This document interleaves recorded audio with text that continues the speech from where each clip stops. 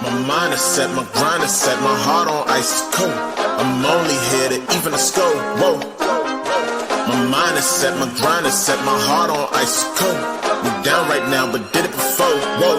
See from here we going up. Made the call, I shown up. Now the game is sewn up. Say my name is blown up. We up, we up, we up, we up, we up, we up, we up, we up. See from here we going up. Made the call, I shown up. Now the game is sewn up. Say my name is blown up. We up, we up, we up, we up, we up, we up, we up, we up. Good evening, Night Nation. It's a cold one in Santa Rosa Beach. It is freezing. It is snowing. It is snowing. I live in Florida. This is not supposed to happen. It hasn't happened since 1984, but I've got at least 3 inches of snow on the ground, and there's more coming. So if you look at the channel, either at the channel or at our Twitter, you'll see the progress as this moves along. I'm not used to this. I don't want this, etc. However, we're not here to talk about the snow tonight. We are here to talk about you and with you. So remember, you can hit us up at any time. We are the United Ones podcast. This is episode number 72, and we are the only podcast that features a former UCF national champion, a former UCF radio host, an ESPN analyst and hoops player, an infamous, yes, that's infamous rapper, our resident influencer and IG star shooting the breeze, talking UCF sports. Remember to like and follow us on YouTube, IG, and check out the 70-plus teams and conferences on the College Huddle, Big 12 Huddle, 4th in Florida when we get back to it, and some of our new live streams, which this is one. So thank you guys for joining us. We love it when you're interacting with us, and appreciate your support. Thank you to Alan for holding it down last week. Nobra did not get a shout out as he should have because he did produce the show, but let's go ahead and bring him back to the stage. Nobra, what's up, bro? Hey now. Hey now. See, they messed it all up last week. No, I'm just kidding. They did a great job talking, but they didn't give you your due. Let's get that patented hair flip.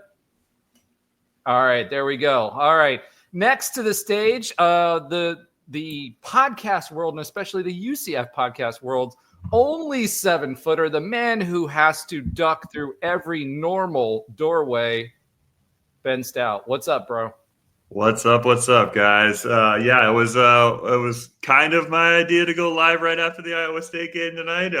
We have some interesting things to talk about when it comes to that game, but hey, it's a risky take, and we'll chat Night Nation through it no matter what.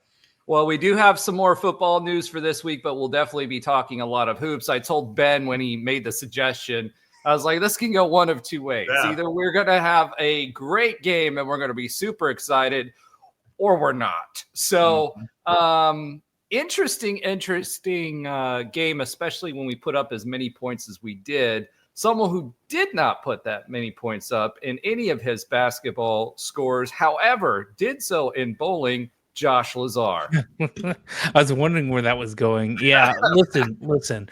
All I'm saying is this. I did not attend the Houston game, even though I wanted to, so I probably should have. And I also did not attend the Arizona State game, even though I was literally 17 minutes from the stadium.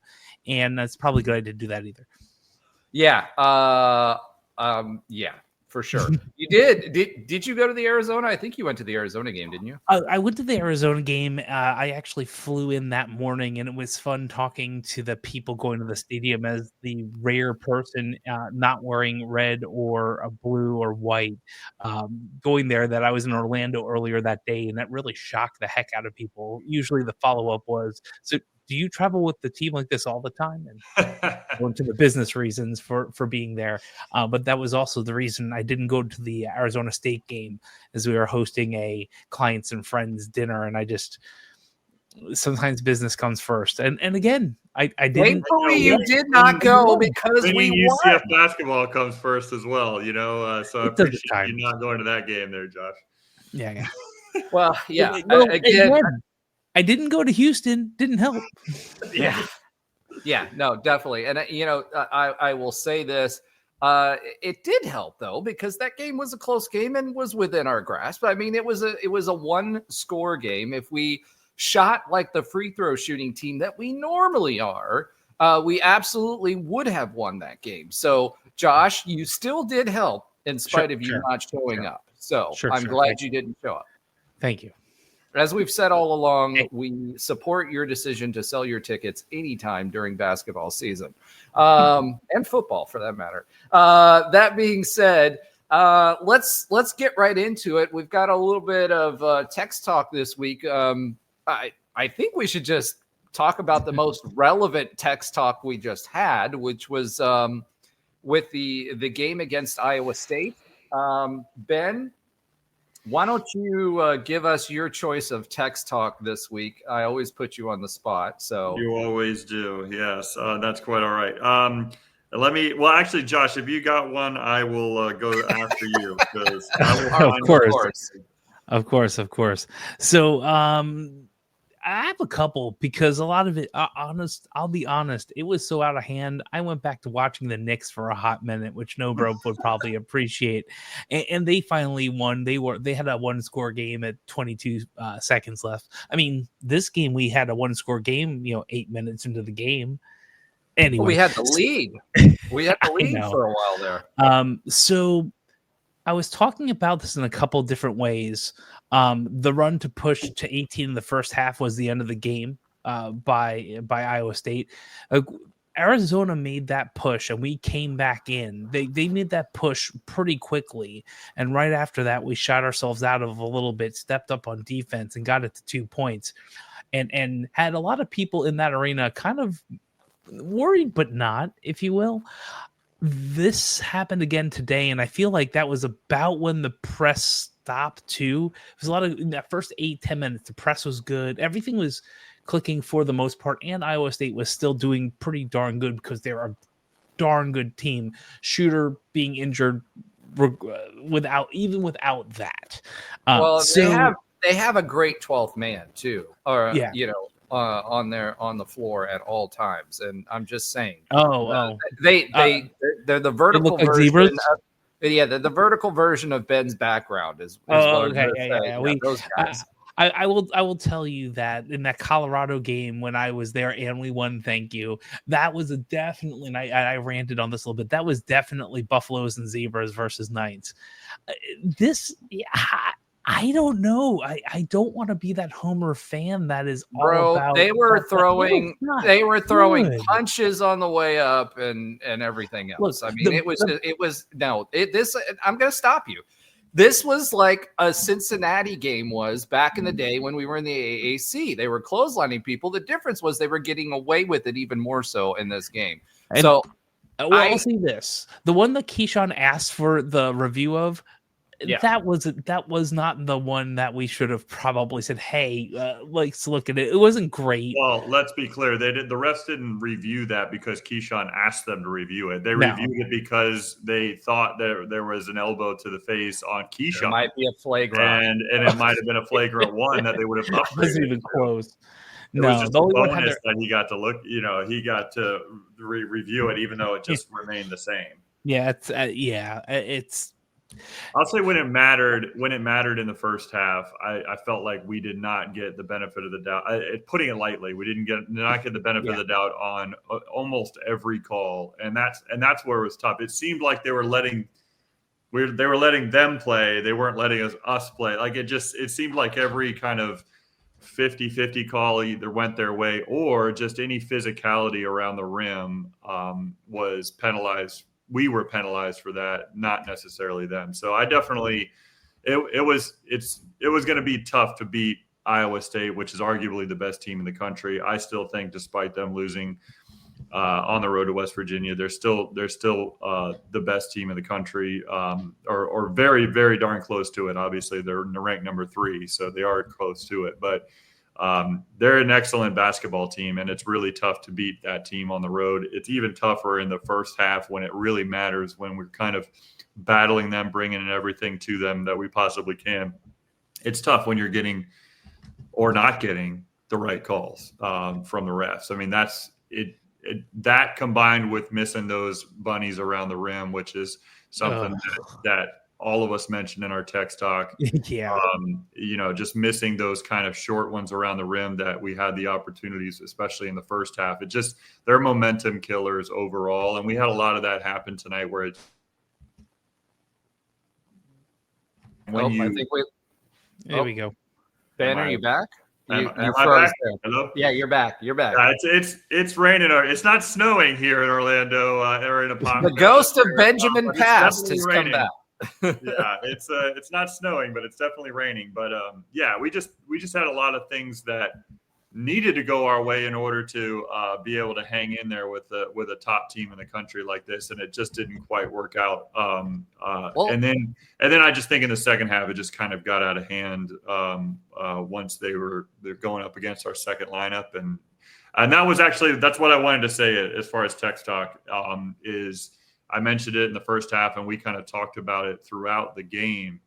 But there was with about 9 minutes left in the first half, we had seen a lineup from Johnny Dawkins and from this team and I'm not quite sure if it was just because of foul trouble that Keyshawn Hall got in. I think it really was, or something maybe that DJ was even dealing with in the first half as far as whatever injury he had that kept him out in the second. But we saw some lineups in this game, especially initially in the first half with with RJ, with Rokas and Chiam in the lineup at the same time.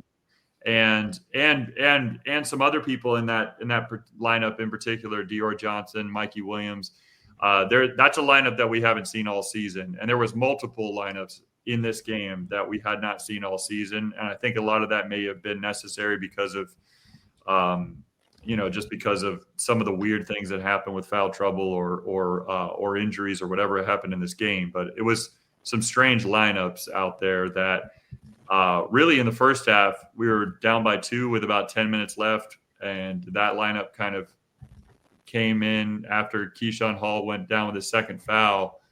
That lineup kind of came in, and it just unfortunately just didn't work for us, and they were able to pop the lead to 18 at the end of the half. So a few things, going back to the text talk, I'll just point out one of my text talks is Iowa State beat UCF's second team. Because they played the second team most of the game. There were some foul reasons for that. There was some thoughts. Actually, DJ came back with a sleeve on his leg, like a full sleeve on his leg. There's some rumor and buzz about maybe he didn't come in because he was a little too injured to come back in, because he was roughed up quite a bit by Iowa State. Wasn't called. But was roughed up quite a bit. But, for me, we thought the story of this game for Iowa State, they're known for their vaunted defense, right? But this wasn't a defensive game at all. This was an offensive game. UCF scored 83 points in this game. And for us, that's quite a bit. On average, we hold opposing offenses in the 60s, low 60s, usually 60 to 65. Which means that if we score 83 points, and Juice was absolutely on fire offensively this game. He was hitting. He got his groove back, so to say, because seriously, yeah. No, you're right. Because in the past few games he has not played well offensively, and so he got his groove back. But the challenge is we shot almost 50%. Most of the game we were shooting 50% from 3. We ended up shooting 45%. We shot 43% from the field goal. That's a good offensive day, and putting 80 points up is a good offensive day.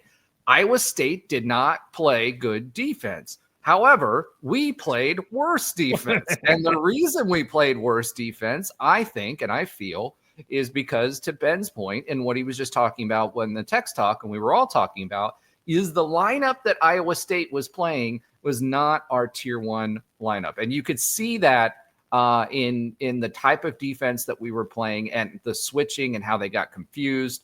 We saw a lot of Mikey minutes this game, which Actually, Mikey continues to show me, we had a lot of questions of him coming in, that he's coming along. He's getting his chops.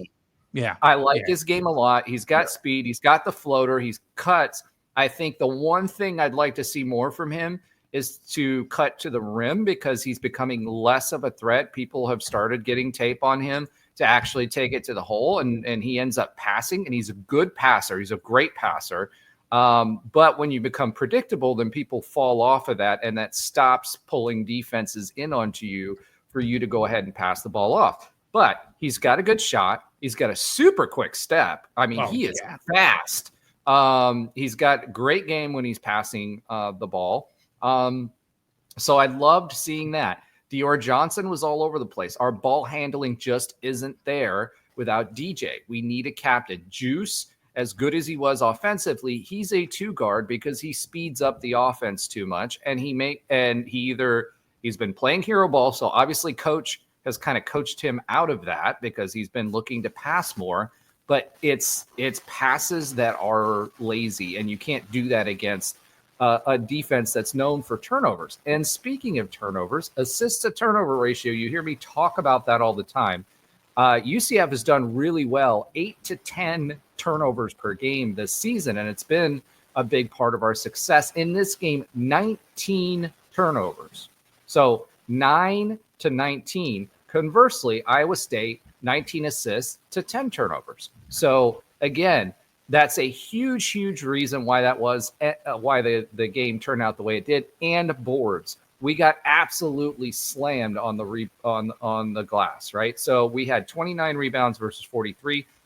Keyshawn Hall's tonight, there was like 3 different rebounds that he had, and he just slipped. I don't know what was going on with him.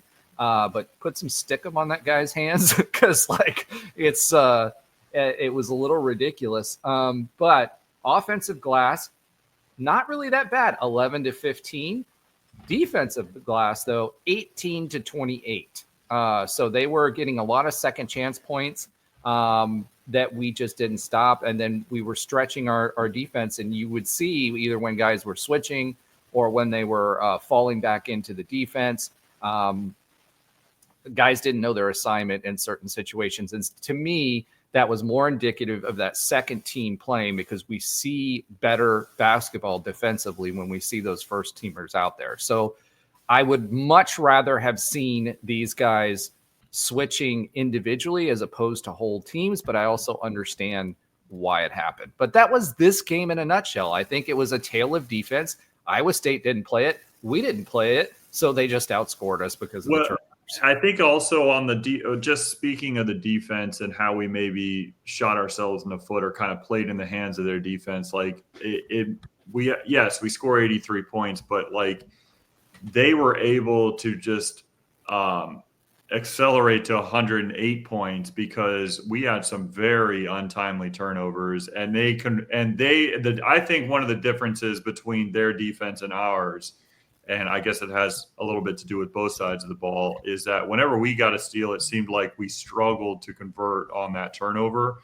And when they were getting steals, they were taking it the other way so fast, and they were converting because they're very efficient in their transition offense. They really feed off of that, getting steals, getting long rebounds, getting it down the court, and 1 pass, 2 passes, and they're shooting and they're making those shots. They're very efficient in kind of their transition offense. And I think that was one of the other differences tonight, is that when they seem to really make us pay when we turn the ball over, especially some of those backcourt turnovers that Dior Johnson and some others had. Juice Curry had a couple of them. I don't even call them silly turnovers. They were just we got forced into bad passes. And I think that I don't have that stat in front of me, but points off of transition off of turnovers, I think really favored them. It's not going to be good. Really favored them tonight, and yeah, it was just. I mean, even statistically, it looks kind of strange when you dig into it and you see 46% as a team from the 3-point line. Like that's pretty darn good for us. Especially, or really good for anybody. And then you look at our Juice was killing it. At one point, we deep hit 4 threes. threes in a row, and then it was like deep threes from everywhere. Yeah, and even that stretch where we had 4 threes in a row, it started off by Debo Coleman hitting one, and then I'm pretty sure Juice hit 3 in a row at that point. Like even during that stretch, they had a 3 during that stretch and a 2 on almost every other possession, like while we were hitting those 3s. So it wasn't like we were going on a run while we were making shots, because they were answering us shot for shot. And I mean, you look at the overall field goal percentage being 42%, less than our 3-point percentage. I mean, that just goes to show you that we had a lot of tries at the basket that just weren't falling. I mean, even when we'd get the backside rebound off of a missed layup, we would miss that putback at least half the time, if not less, more than half the time. And so that was a struggle tonight. That's something that when you're missing layups like that, you're getting second chance opportunities, but you're not being able to take advantage of it. You're getting steals in the full court press, but you're not able to take advantage of it by scoring off of it. Those are momentum killers. And I'll be honest, I didn't see any type of give up by our team. So I am happy to see that. They didn't let that really suck the life out of them. It's just that when you're playing against a team that is relentless like Iowa State, they're gonna take advantage of that, and they're gonna kind of put their foot on the gas when you're down, and they're not going to let you back in it when you're giving up those kind of untimely turnovers or missing those easier shots down low. So I did like the offensive flow tonight from us. I didn't think that we were taking many bad shots, which is what we saw in some previous games, like Kansas comes to mind, and even Arizona at times. I didn't really feel like we ever really struggled from, not getting into our offense and getting good shots. We made some untimely turnovers, and we couldn't convert on the ones that were, for the most part, easier shots for us overall. Yeah. Well, either way, ends up as an L. Right. I think if we all talked about this at the beginning of the season, we would have expected Houston and Iowa State to be a loss. Unfortunately, with Houston, that really should have been a dub. And if we would have come out 1-1 there, that would have been another quad 1 win for us. And I think, what did we say in early conference play? 3 was our goal. So we've gotten 3 out of 6 in that first 7, group. Yeah, this was the 7th, wasn't it? Yeah, it was the 7th of the because we were 3-3 going into this. Yeah. That's right. Yeah. And that's what we said, Roger. We said both of us said that on our conference preview show where we talked about this first 7 games. And we said, dang, I feel like we definitely should get 2 of these. I'm not sure where those 2 are coming from outside of Colorado, we said to ourselves. Or the second one, I should say. But getting 3, I'd be happy with. 4, I'd be ecstatic. And so I think we're right there where we expect, obviously, you and I expected us to be when we talked about it before this 7-game stretch.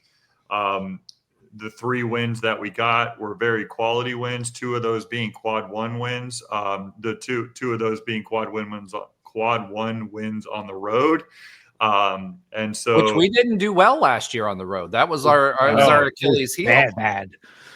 And I think I hate to try to. It's not a moral victory by any means.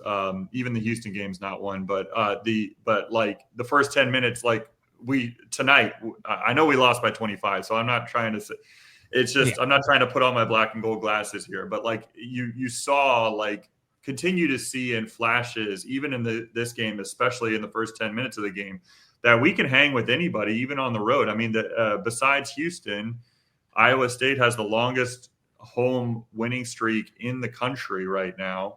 And so they're a very tough opponent to play at home. And they certainly showed that as they busted it open in the second half. But we continue to show flashes and continue to show fight, and I like to see it. Well, I think for us, it's the starters. Yeah. Like Iowa State cannot play, or we can play as well as one of the top ranked teams in the country with our starters. I think it hurt that DJ wasn't there to settle us down in spurts like he normally is. I called him in our text talk the honey badger because he's so cool and calm and collected, and he doesn't give up.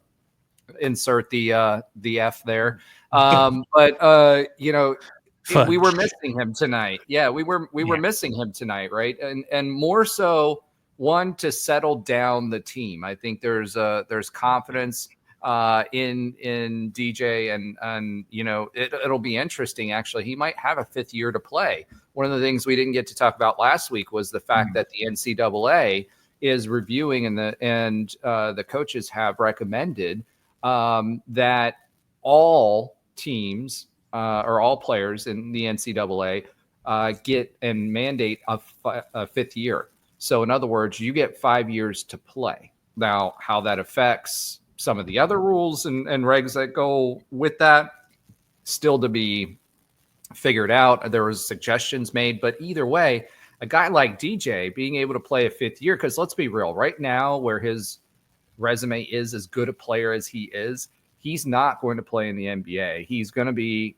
playing in Europe somewhere, or the Chinese league, or one of the foreign leagues, right? So, you know, if he has the chance with what the NIL is doing, which is another bit of news that we didn't talk about, you know, the rumors leaked out that it's about $8 million in NIL because another coach had mentioned that we have that much and that they don't when they were recruiting for football. You know, that our NIL pot was 8 million. I think it's up to 12 million this year. We will have, and it's expected to increase next year, because remember, we're going to start getting the Big 12 dollars next year. I expect that we'll be able to afford someone like DJ to keep him there. Now, obviously, the family ties help with JD and all of that other stuff, but it would actually be beneficial for someone like him to stay an extra year, get paid, you know, finish his master's degree, or if he's a PhD, who knows, at this point, right? He did graduate. I know that. So he's probably working on his master's degree, finish his 5th year here, and then move on. So I think in some cases for UCF, it actually might be advantageous if that 5-year policy goes through. It will also help us when we're recruiting folks that we're bringing in for 1 to 2 year stints. So this core nucleus of a team, if they do approve that 5-year rule as it pertains to basketball, you could see these players for longer than what we were anticipating to begin with. I'm not sure outside of Tiem if there is another NBA player on this roster. I don't think so based on what I've seen. But Tiem is already being projected as a 2026 number 35 pick. And we're not even halfway through the 2025 season yet. So Tiem will play in the league. He has a lot of things. He has a lot of things that Taco Fall has. You know, he needs to grow in his body some more, but he's got way better body control. He's got a good shot. He's got soft touch for a big man. So he can do a lot more things than what Taco could, and is very versatile when it comes to that. So I expect him to project well into the NBA. You know, that's kind of my takeaway, at least from Iowa State. We'll talk about Houston a little bit later. Let's go ahead and pivot. There it is. To football. We're actually going to talk football here.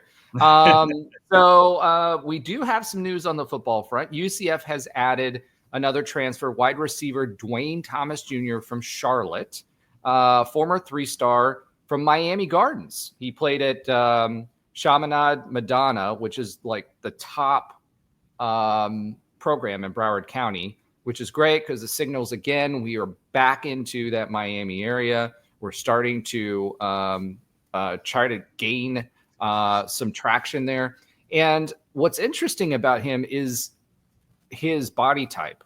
We remember from Frost's offenses of the past that he had some smaller scat bags. Wow, I can't say it. Scat bags. I said scat pack because I have one, right? If you looked at the Twitter, you could see my scat pack. And then I said scat back because I know I messed it up. And what I meant to say was a scat back. So he's 5'8" and he's 175 pounds. He's fourth wide receiver of UCF's transfer class. But here's the thing that's interesting about him. He plays an awful lot like some of the receivers and running backs or scat backs that we've seen in the past. Although he's not a running back, he's a wide receiver in that 10 to 15 yard level where you can get him the ball and get him going with a full head of steam. This guy played as a starter in one of the top programs in all of Broward County, which says a lot because Miami produces some of the best players. And his body type, that 5'8", 175-pound speed guy, reminds you an awful lot of Juice, and it also reminds you a lot of AK. Right? So someone who can catch out of the backfield and get moving. So this, to me, signals that we still want that type of guy to be able to move forward. Jeremy Johnson says, imagine if Frost had Johnny Richardson, what could he do? The interesting thing about Johnny Richardson is he was never used the way that he should have been used. Absolutely. And that was because I think Gus recognized the talent, but in order to run his offense, he also needed to go between the tackles. And Johnny Richardson's not built for that. So to your point, Jeremy, 100%, if they had a guy like this or Johnny Richardson in Frost's offense, I think that would have been great. I do think, looking back in the past, those two names, especially Juice, was more, how should I say this?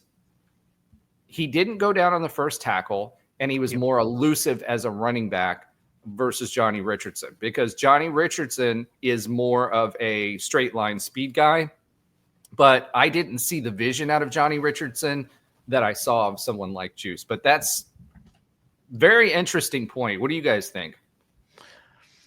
Well, I definitely agree with you that last point. I mean, Juice was just he was running through people at times, right? And if I'm thinking about Johnny Richardson, who is phenomenal, I don't see, like, my mental doesn't see him trucking someone.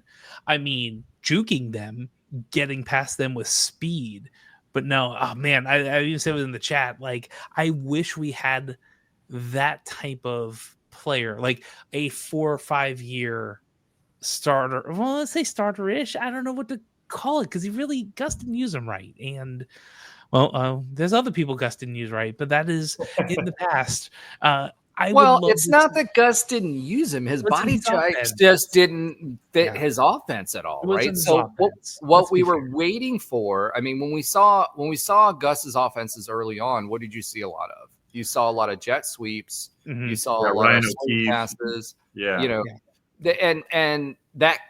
that was pulled out of his offense, which is, I'm not mad at that at all. But we didn't have any way really to stretch the field. So one of the best ways to be able to do that is if you get somebody like Johnny Richardson, get him into the flat in open space, especially against his zone, dump him the ball and let him go. But we didn't have anything set up for that. Scott Frost, on the other hand, though, his offense, if we remember his old one, and this is not, his offense will be different, folks. Yes. It will not be the 2017 offense. I hate to tell you that. It's just not going to happen. There might be, it will have shades of it. That's where I was going with that, right? Yeah. So you will definitely see some of that.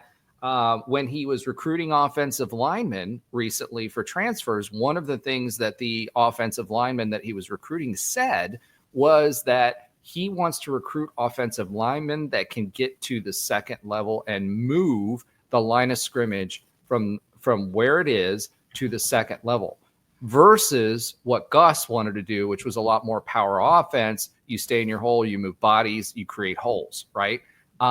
So I think that Frost is still going to take some of those core elements and bring them into this offense. And I think this is indicative of the fact that he wants to bring a speed guy back in, not necessarily out of the running game, but someone who's going to run those sweeps, someone who's going to be able to dump the ball in the flat and let him go. He's going to want to create, by his own admission and how he's recruiting these guys, if you guys remember, we had the George O'Leary offensive linemen, which were big, burly, 300-pound plus guys. And then when Frost first came in, his offensive linemen were tall and lanky. And everybody was like, we know why he's trying to do that.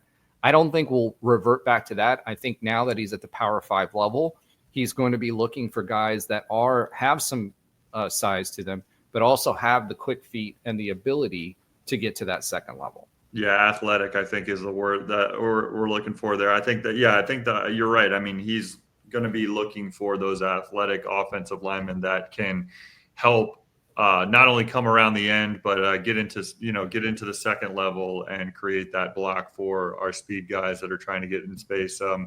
But yeah, any guy like this that reminds you of those super quick, kind of slash players that that worked so well during the Frost era here.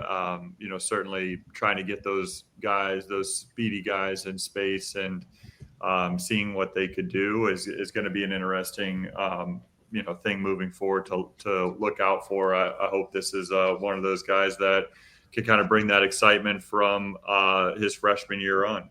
And the swag, right? So we need to bring the Miami High School football / UCF 2017 era swag back. And you're right.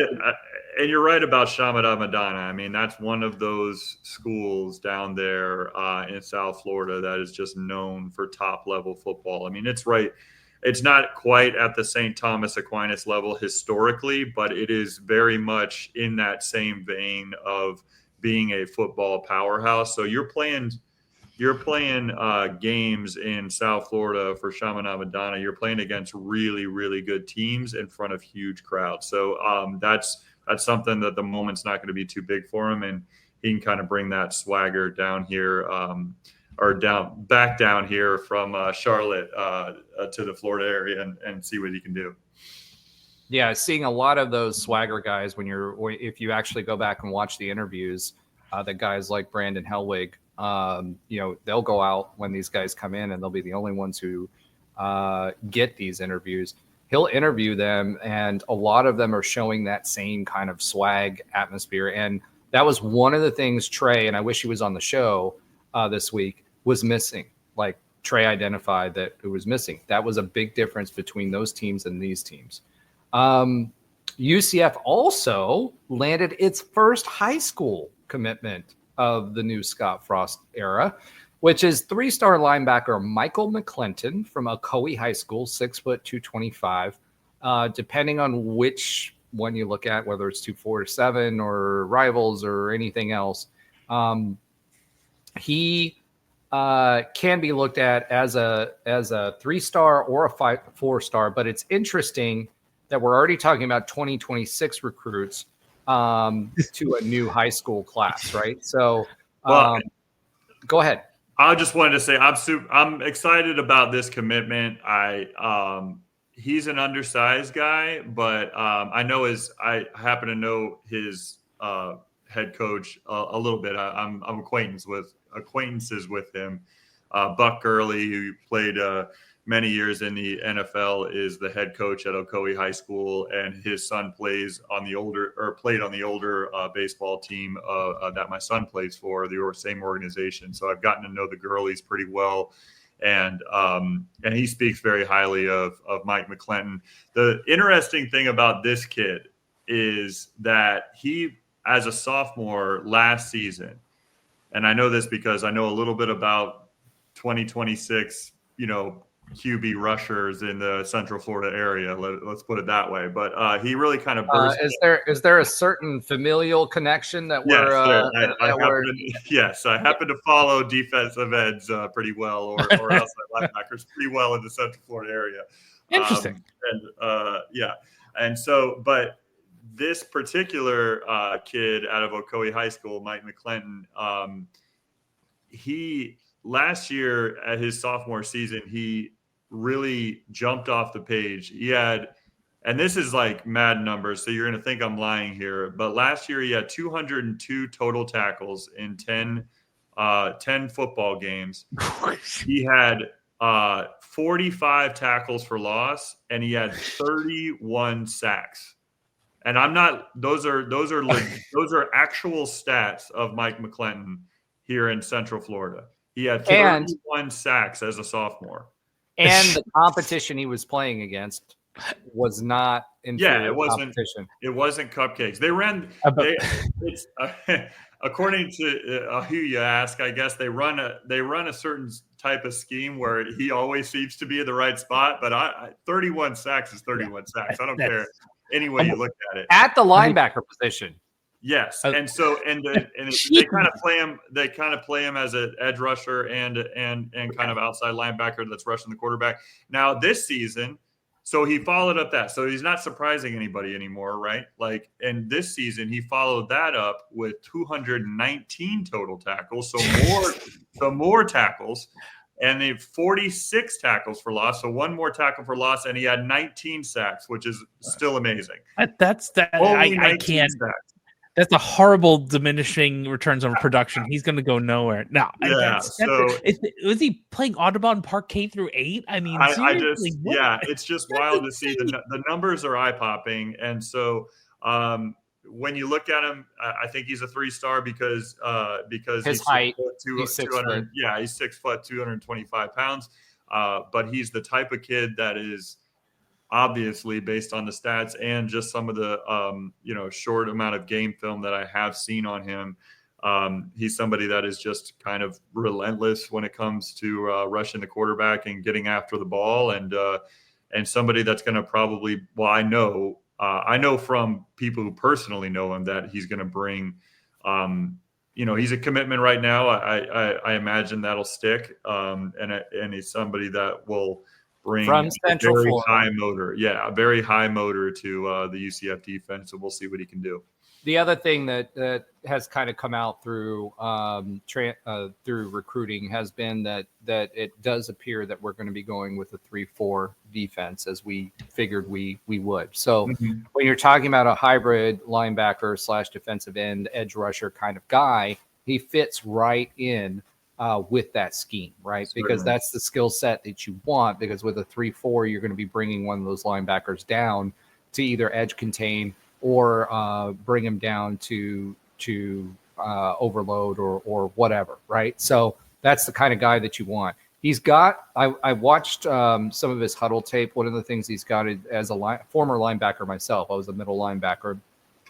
You've got guys that are that have either A, have the instincts, and B, can have a nose for the football. And I know that's a weird, just kind of like anomalous kind of thing of saying that. But there's guys that have the right instincts and they put the work in. Usually when you get those kind of numbers, you've put the work in to get the right number or to understand offenses well enough to do that. Now, the college game is different. You got bigger bodies, a higher quality of athlete. You've got smarter play callers.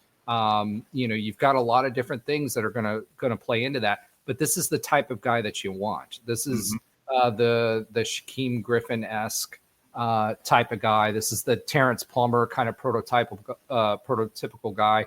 If he truly is 6 foot 220, which by Trey's math is 5'11", 210, but in high school, right? In high school, that's a solid weight room guy. He's been putting in the effort. He plays like he knows what he's doing from a football perspective. Oh, and by the way, he also has a relationship with a certain other teammate who just came back to the UCF Knights from Macoy High School as well. So, there's a lot there to be excited about. Yes, he's a 3-star. Yes, he's a little bit undersized for our level and what we've been used to recruiting, but he's got speed, he's got knowledge, he's got vision, and he's got strength. And as a high schooler, if you're 210 to 220 pounds as a linebacker on that frame, I can tell you he works his off in the weight room and will be the kind of guy that Zach Duvall really wants to see. Yeah, and just so everybody does understand, I mean, we may not know exactly if he's 6 foot 225, but I can tell you with absolute certainty that UCF or any school that is offering any high school athlete or any athlete there is, when they are seeing them, the first thing that you do, if you're going to a UCF football game as a recruit of UCF, as a guest of UCF, you're going to walk in, you're going to meet the coaches and everything, and they're going to take your measurables right away. I mean, they know exactly how tall he is. They know exactly how long his arms are, how big his hands are, how much he weighs. Everything about this kid from a measurable perspective, they know. And so they wouldn't have offered him if they didn't confirm those numbers. All right. In general. So we're gonna put that high school thing to the test that Trey always mentions. That's certain somebody that's in your family who's a highly rated recruit. Mm-hmm. Do they fib on his measurables, or is what he says on his recruiting profile? I don't know. I don't know exactly what it says on his on like maybe a Max Preps or something like that, or Rivals or whatever. But I know that he's a pretty legit whatever. I mean, I don't personally know his measurables off the top of my head, but I know that the now 49th offer that he got today, they all know his measurables. That's for sure. Yeah, so he's listed as 6'3", 230. Does that sound about right?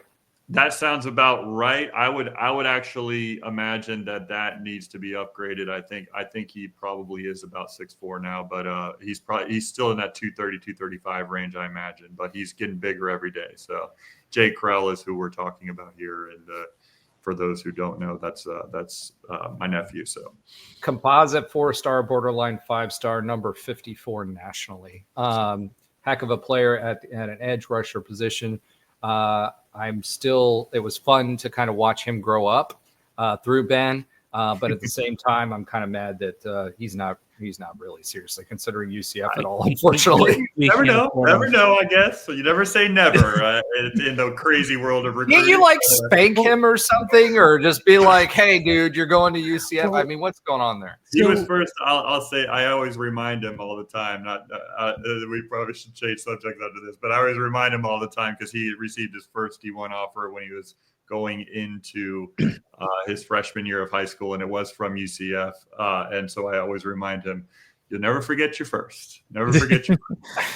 and well, I don't want to go too far down that, not really going to Jake, but I feel like Scott Frost, this is going to be interesting in this new era of name, image, and likeness, and going to Scott Frost, right? Let's see if that swagger comes back. Let's see if the development works. Let's see if more people get to the NFL from the recruits and the methodologies he's brought in, because even those 2 short years, that was a lot of that going on. Yeah. And unless something ridiculous happens, he's not leaving in 2 years. So I do wonder how, if the money is right, and that's a whole nother story, but let's just say the money is right, will Scott Frost be able to bring in someone of his caliber or that type of caliber when you can get the same money and go to any other place in the country? Dude, it's going to be a while before we can compete that kind of money. Even with us going up in the Big 12, we're talking a lot of money here for individual players. DN, well, I can't imagine. For DN. Yes. Oh yeah. No, I don't think a DN's making more than 300 out of high school. Josh. It's happening. It's happening plus. Yeah, but seriously though, I think.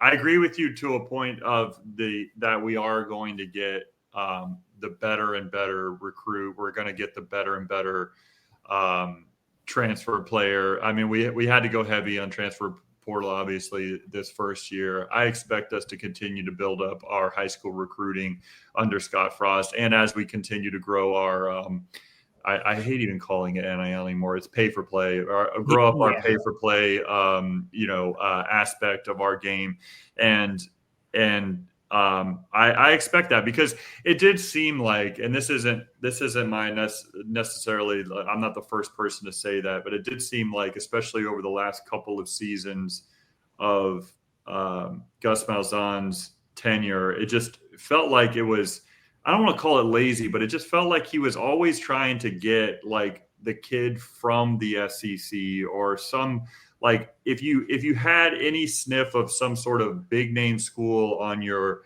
resume, then I want to get that kid, and they didn't always work out. I just feel like Scott Frost is going to be better at understanding what he wants to do and finding the right kids that'll buy into that system, versus, always trying to fit the square peg into the round hole, I think. See, and I think the opposite. I think Gus Malzahn did a good job from a recruiting perspective and getting the kids that, because remember, Gus Malzahn's offense was that SEC style offense and defense, that hard nosed George O'Leary style, for a matter of fact, type of offense, right? Which was run 3 yards in a cloud of dust and then open it up over the top, right? That was his offense.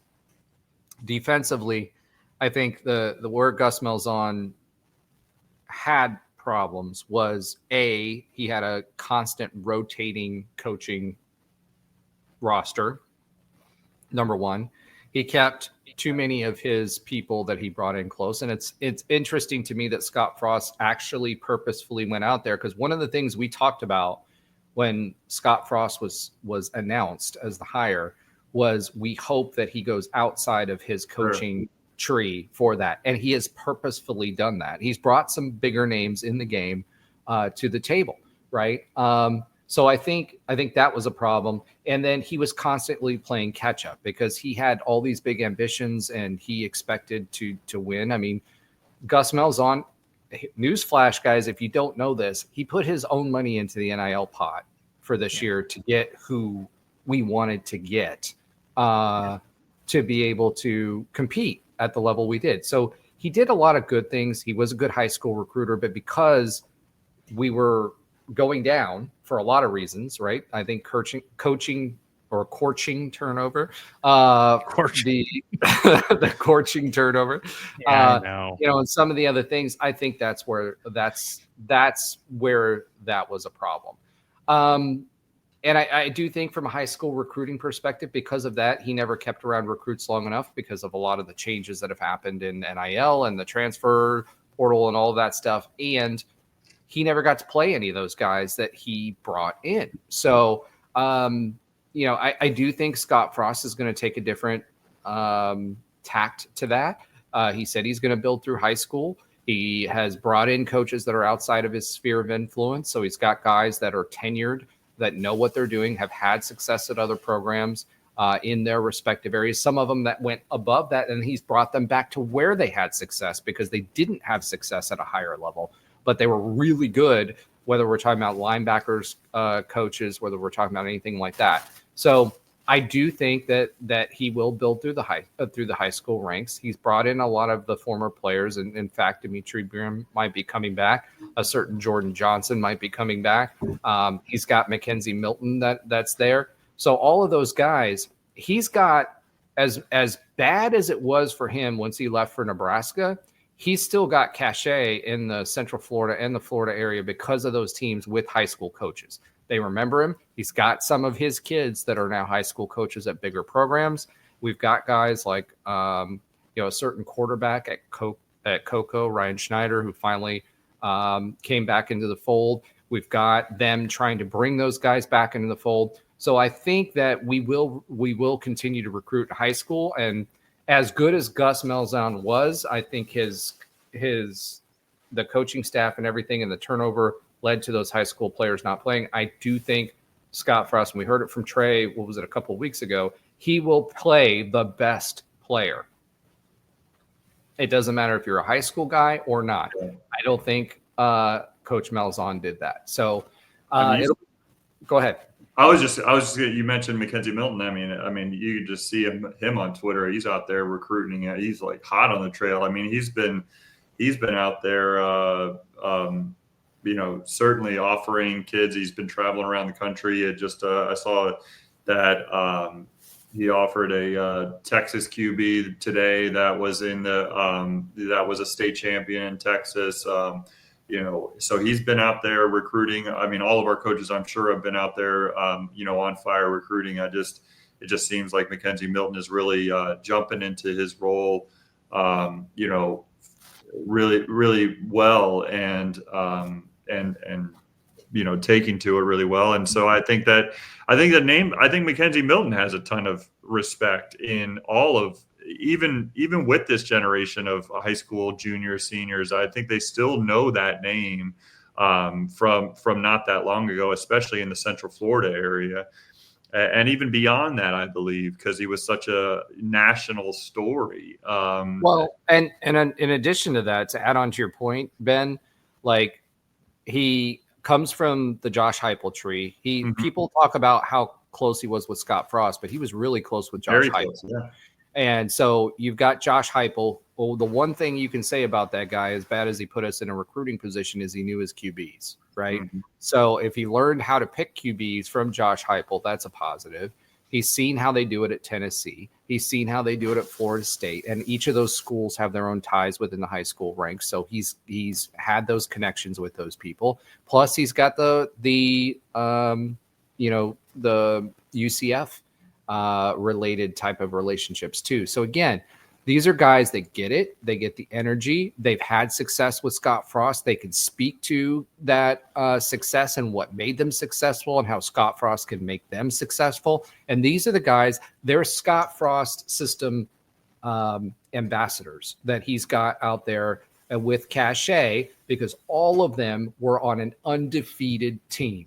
I think that's such a powerful point. That point alone is just such a powerful one when they're out there talking with recruits, especially high school recruits, is that they can really sell the vision because they lived it. They're not, hey, I talked with Scott about that. I coached Frost about this last week. No. They were in it. They were in the trenches with him as their leader. And so they can sell that vision to new recruits. And I couldn't agree more. That's such a huge point as to the reason why he's bringing these guys in, and it'll help with recruiting by leaps and bounds, and help with probably the most important thing, the thing that we've probably been missing the most over the last couple of years, is a culture that is truly locked in. Yeah. And I will say this is not a long time ago, as all of you well know. They could go into a high school recruit and say, when you were just in middle school, right? Like not that long ago, this is what we're doing on the field. Go check out the highlights. So there's pieces of that too. It's not only have we done it, we've done it in, easily your lifetime. This isn't Schnellenberger or something coming back, right? Or like Nick Saban coming back in 10 years.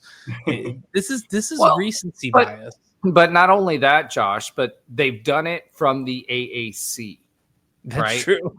we did it with a group of people, this system and this coaching and this thing.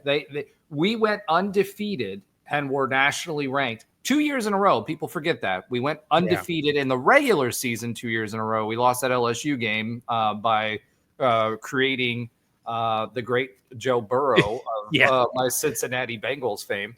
But, I hated that guy until he became a Bengal and started winning. I hated him, right? So it's great for me. But so Mackenzie Milton helped me win again too. But at the end of the day, the point is they can say, hey, we did this out of the AAC. Now we've got guys and we've got the program and we've got the money to do this from the Big 12. So if you think we did it in the AAC, wait till you see what we do in the Big 12. And I think that is a huge selling point, because not only were they great, not only did they show the system could work, not only could they say, hey, the coaching could work, but we did it in the American Athletic Conference, and screw you, Bama, for not playing us. All right. That being said, UCF is now up to 28 overall transfers. We had a lot of turnover this year, so 28 total transfers. So that's, I think, in this case, a good thing. We kept a lot of the core players that we wanted to keep. The offensive line had some turnovers, but that's going to work in our favor because, again, the scheme that we're playing is not an SEC-style scheme. We're not playing between the tackles, right? Scott Frost will run between the tackles, but he will also run you side to side to try to wear your defense out. Will he play as many plays?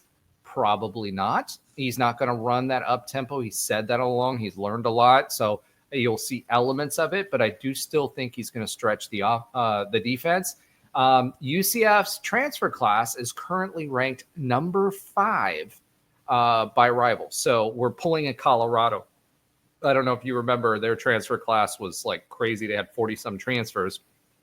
We're not quite there yet, but we do have a lot of roster room, and we're having some success in the high school ranks. So that's exciting. Do you guys, anything else you guys want to say about that before we move on, I guess, back to Houston?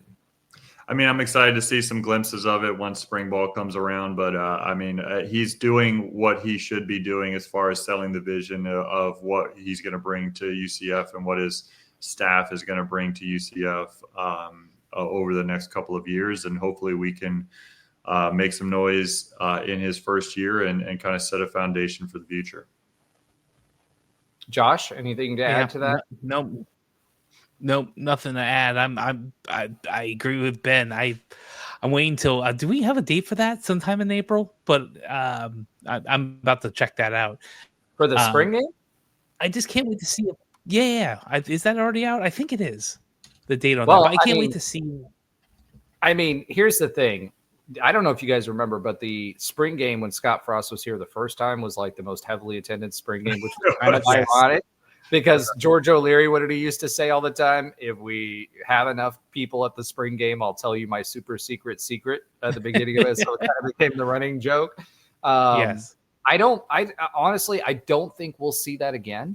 I think there's a level of hype within the donors. I don't think we'll see that again because we've seen him here and because of the Nebraska experience. But I do think no matter what we would do, our numbers will be better than FSU's because they're not having a spring game this year. Are they really not? Gus has canceled the spring game. Wow, I didn't realize that. That's crazy. No, I think they have some construction or something. Right. They do. They're replacing some of the bleacher sections. Oh, by the way, FSU has bleachers just like we do. Just a reminder. Yeah. All right. They just found a good way to put brick buildings for the campus students to use. Actually, I will say, so did Arizona. I walked by the stadium when I went to the Arizona game, and there are 2 residential halls in between and underneath the football stadium. Well, so but here's the difference. The state of Florida, after that was done, decided to change the rules, right? So, yeah. So we can't use money for classrooms for our football stadium anymore like FSU did. So that being said, let's go ahead and pivot. Wow. All right. Ben's was way more excitable than yours was, Josh. This is what when you have 2 vocal tones, you kind of get some type of choral part. I knew he was going to be excited, so I had to go low. Go low. All right, let's talk about Houston. 69-68 heartbreaker. Oh, we came out on fire. One thing I will say is that one thing that we've been complaining about this entire season about the UCF basketball team has been slow starts in the first 8 minutes of the basketball game. UCF did not do that in this game versus Houston. Houston, again, at the time was ranked number 10. Is now ranked higher. They're our bugaboo. They are literally our bugaboo. They find ways to win. We've had close games with them consistently. I'm sure Houston says, hey, UCF is our bugaboo because nobody plays us as close as UCF does every single year. So even Trae Young days, we played them tight. You know what I mean? So it's Kelvin Sampson has built a program that's successful, but they're successful because they do the fundamentals really well, even though they're undersized, and they do them consistently. And no matter how far they get down, they do their thing and they win because of it. And a big part of that is defense. That's what Johnny Dawkins promised us. And by and large, this season, we've had a fairly good defense. We've kept most teams under 60 points, which if we keep them under 60 points, except for Iowa State, we typically win basketball games, right? This one was a squeaker. It came down to the last few minutes of the game. One of the things we've done really, really well this year that we haven't done in the past is shoot free throws. Not only have we generated free throws, we're one of the top teams in the country for doing that, but we've successfully shot them around 75% of the time. We're making our free throws. We did not do that down the stretch, missing 5 of 6 free throws late in the game. And that's how we've been winning. You know, people have been talking about DJ kind of taking over and all that stuff in the end of games. Guys, that's by design. We get to the foul line, we leverage that strength, and because of that, we win games. We slow it down, and we win the last 2 to 3 minutes of the games. We've been really, really good at that. We didn't get it done at the charity stripe in this game. That's the only reason we didn't come away with a dub, and it would have been nice to have another quad 1 dub. Nice, not necessary. And I'm going to say that. Nice, but not necessary to create some breathing room for us. The challenge is after tonight's game against Iowa State, that was not so close. Yeah. You know, there's 2 different ways to look about this because we're all thinking about looking forward to the tournament, right? And one of the things that they're going to be looking at is quad 1 wins, what your opponents do versus other quad 1 teams.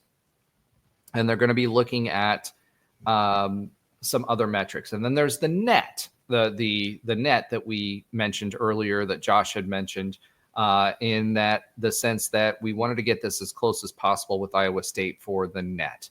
The net after Kansas was completely blown out of the water. So the net is actually a secondary measure compared to the other measures that they look at, which is based on quad 1 wins. And we actually are really, really well positioned when it comes through quad 1 wins. This game, this first 7, I think it was 5 out of the 7 were quad 1 games. Yeah. That's right. That's 5 5 out of the 7. Yeah. Yeah. 5 out of 7. Actually, was it 6? No, it was Colorado and what was the other one that was not a quad 1? It might have Was been. Well, no. No, I think it was 6 of the 7 were quad. Was 1. ASU a quad 1? Yeah, I think ASU 6 was on the road. 1. Yeah, that was another quad 1 win. Colorado was the only one. It was 6 of the 7. 6 of the 7 were quad 1 games. And to your point, Josh, road games may be considered quad 1 games, even if it's not a quad 1 team per se, right? So, well, no. So the way it works is a true road game. Through what the top 75 in the net is a quad 1 game. A home game versus the top, I think, 25 in the net is a quad 1 game. So like that's how it works. It's just a sliding scale based on home, neutral, and away. So it's the whole quads is associated with the net rankings very closely. It's just that's how it works as far as like which games are considered a quad 1, quad 2, quad 3, quad 4 games. So it's your 1 through 30 in the net at home, 1 through 50 on a neutral site, or 1 through 75 on a true road game is considered a quad 1 game. And 6 of the first 7 that we had in conference were quad 1 games, which shows you how as we talked about, how front loaded this schedule is in the Big 12. There are no easy wins in the Big 12, but our schedule in particular is very front loaded. So coming out of it with 3 of those quad 1 games as wins, or 2 of those 3 wins were quad 1 wins, is big for us. And it would have been nice to have that Houston win, but it would have been humongous. I mean, we have 4 and 10, I should say, in quad 1 games last year. And we were kind of in the bubble up until about mid-February, and then we kind of tailed off with some of the losses late. But this year we're even in better position. We're 3-5 in quad 1 after the Iowa State loss, but the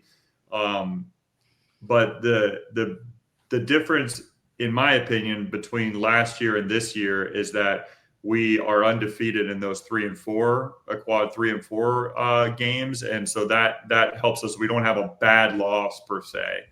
But we do need more of these top tier quad 1 wins in order to establish more of a resume. We can't only rest on 3 of them. That's for sure. We've got to get more, and we've got more opportunities coming up, and that's a good thing. But you're right, Roger. I mean, that Houston game, we definitely had every opportunity to win that down the stretch. You mentioned we missed those free throws. The interesting thing about the free throws for me that game was that we only shot 17 of them. As a team, we're in free throw attempts, we're 37th in the country at 23 and a half free throw attempts a game. We only shot 17 that game. Darius Johnson, as you mentioned, who has been so good from the line, he actually was oddly not great in the first half tonight against Iowa State, but he's been so good from the line. He didn't even shoot a single free throw in that game. And I don't really remember that. And that's really his role. Yeah, it was just odd that he didn't shoot a single free throw in that game. And so I think that was a little bit of an anomaly that was strange. I mean, Keyshawn Hall, unfortunately, after dropping 40 points at Arizona State, he did not have a very good game, especially in the second half. I'll give him a lot of credit, even though he missed the 2 free throws on the possession before that, had a great steal and a really tough spinning layup to give us the lead by 1, down the stretch there with about 30 seconds left, or maybe actually, excuse me, it was about 10 seconds left. But I mean, it's really unfortunate. Juwan Roberts was special in that game in the post. He's a veteran player. He's played 165 collegiate basketball games, going up against a kid that should be still playing high school basketball. I thought Chian played well overall. He had 18 points. He really held his own. But in the end, in the second half, the last 10 minutes of the game, Juwan Roberts just took over for Houston. And with 3.5 seconds left, we just had a slight defensive error that, well, 2 of them, I guess. One, that we even let him catch the ball in the post, which is crazy. Like that's a defensive error in and of itself. And on top of that, Chiam kind of tried to go for the steal on the catch when really if he just would have walled up, maybe it would have been a lot better. Keyshawn Hall kind of fades back a little bit. It was a little bit late on coming for the help there.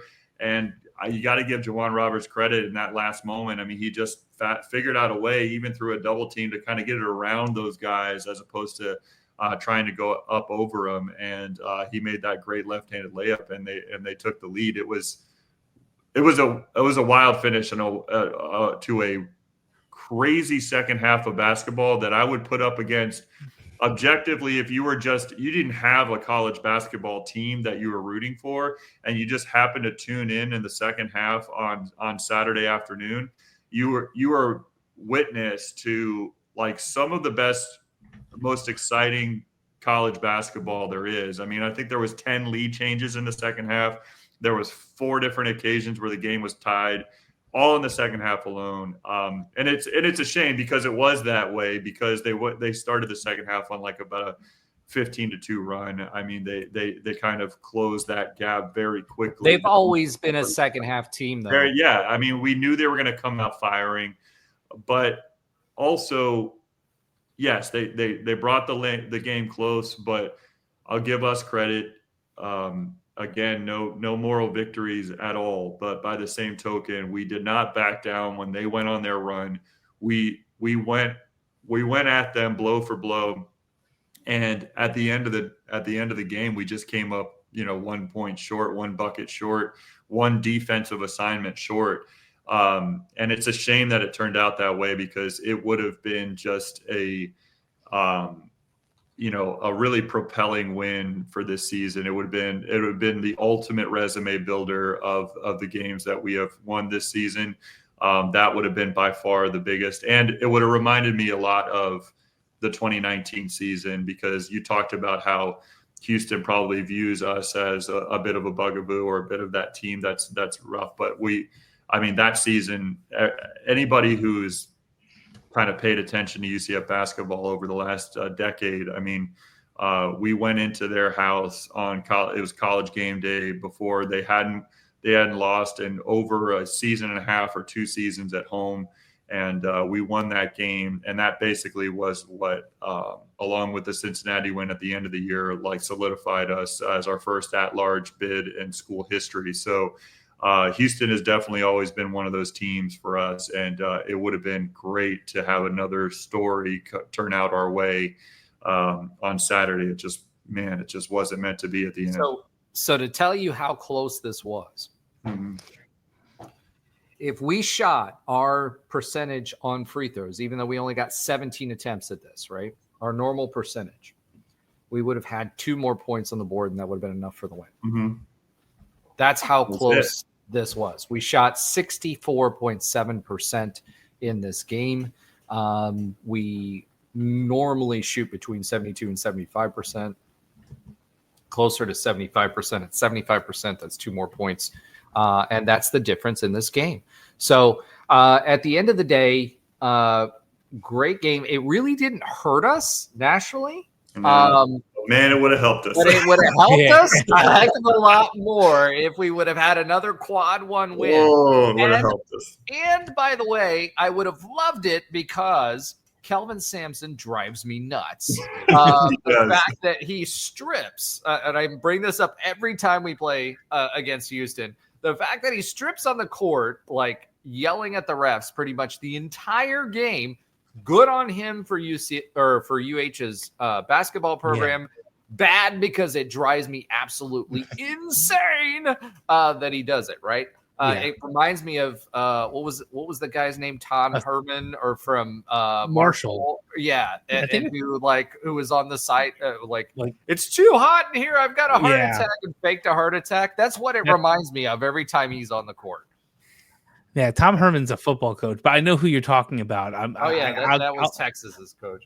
Yeah, UH's coach. At one he was point, UH's football coach too. At one point too. Yeah, that was also in the garage. I don't know if that was Ben's time, but that definitely, he was acting like he was going to have a heart attack.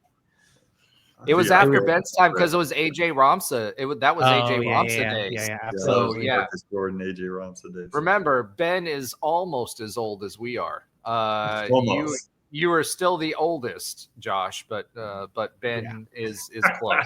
So, all right.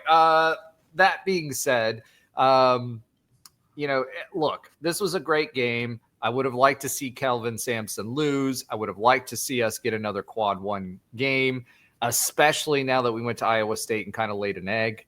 Well, we didn't lay an egg. I won't say that we laid an egg. I think that for whatever reason, we talked about this earlier on in the show, Johnny Dawkins had to go to lineups that did not fare well and were not experienced enough. However, it was great for the growth of the players that were there because a lot of guys that don't see first team minutes are starting to see those minutes. Guys like Mikey Williams, Dior, who was a little lost on some of that stuff, etc. Ben, it looks like you were getting ready to say something. Well, it's just I just been staring at some of the stats here for our team and for our players, and it's very easy to think that this team is like we've seen over the past however many years of Johnny Dawkins basketball that we do as you've mentioned a few times we hold opponents to 60 points or less or whatever they may be, low 60s on average. But the unfortunate reality actually is that we're not as statistically as good a defensive team as we have been in previous years. We actually give up 77 points a game, which is much more than any other year in Johnny Dawkins' tenure. Now we have had a couple of 100-point games this year, 98 or 99, whatever it was with Kansas, so 3 of them that were close to that. And so it's the difference this season is that I think we have more scorers than we ever have in the past, more guys that can do, take over a game from an offensive standpoint. And then I think defensively, we do give up more points than we have in the past, but we have athleticism. We've got an elite, rim protector in Chiam as long as he can stay out of foul trouble. And so we do some good things defensively. We have a lot of we create a lot of steals and turnovers. We create a lot of block shots. But we saw a lot of youth defensively this game, right? Because we didn't see our starters for a lot of this game. So I'll agree with that. I'm just saying that I think overall, like we're not as smothering defensively. We're like getting it done in different ways this season. It's like kind of like what we're not used to. A little bit more free flowing on offense than what we've seen in the past. So that's the good thing. And more game changers on the offensive end. So that's a good thing. We've got athleticism on the defensive end. I think we do need to continue to get better on defense, though, because we do have a tendency to allow the other team to go on a run a little bit, and it has hurt us in certain games. And the Houston game was an example of that, I guess. I mean, give them all the credit in the world, but by the same token, it's like we need to show a little bit more from a defensive standpoint. Well, and here's the thing, like Iowa State and Kansas, you mentioned both of them. They're both known for defense. They're actually one of the top defenses in the entire country, and we still managed to score 80 points on Iowa State. So offensively, we're in good shape. We're good. We're at a point where, in the past, defensively, if we scored 80 points a game, we won every game. Yeah. And I do think it's, again, from a rotation perspective, we see a drop off because the guys just haven't played. They haven't had that many minutes, right? Mm-hmm. Benny Williams, the one thing that kind of bothered me was Benny Williams. He's meant to be the muscle, and he does that well. I'd like to see some more fundamental defense out of him, given his. I don't really see him as much of a muscle. He seems like a guy that likes to stay on the outside. Like he's not like I don't know. He's not. He's like the guy scrapping for rebounds, though. Like, yeah, I mean, he gets his rebounds. I guess. I mean, he didn't tonight. He had 0 rebounds in 10 minutes. But I mean, But you're right about tonight. Tonight was a little bit of an anomaly. I mean, Mikey Williams played, I believe, a season-high 16 minutes. J.J. Taylor played 21 minutes. We got guys like Darius Johnson only playing 23 minutes, which is well below his season average. Dior Johnson, I think I already said that, 10 minutes.